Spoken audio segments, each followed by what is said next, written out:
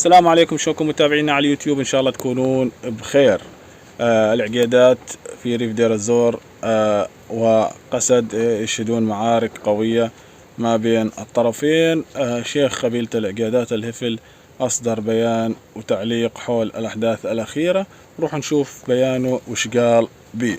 قبل ما نروح لايك واشتراك ويلا بينا. بسم الله الرحمن الرحيم.